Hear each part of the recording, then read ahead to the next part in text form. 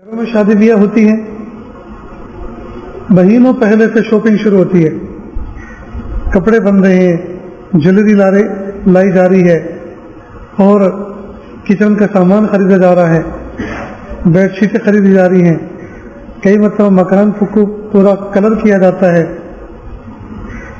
یہ سارے کے سارے کام کیوں ہوتے ہیں؟ اس لیے کہ کسی بچے کا یا بچی کا نکاح سامنے ہے۔ تو شادی بیاہ کے لیے ہم کئی مہینے پہلے سے تیاری کرتے ہیں۔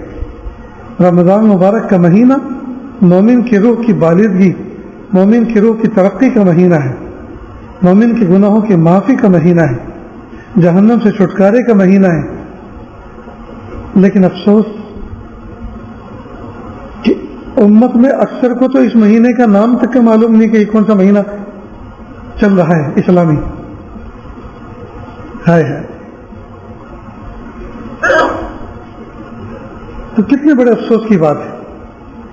ہمیں چاہیے کہ ہم رمضان مبارک کے مہینے کا استقبال کریں، اس کی تیاری کریں، اپنے کاموں کو سمیٹیں، اپنی مصروفیتوں کو کم کریں، اپنی فائلوں کو مینٹین کریں، لین دین کو معاملہ کو کلیئر کریں، زکوٰۃ کا حساب کتاب لگائیں، اماؤنٹ نکالیں، اور جس کا حق بنتا ہے اس کو حقداروں تک پہنچائیں،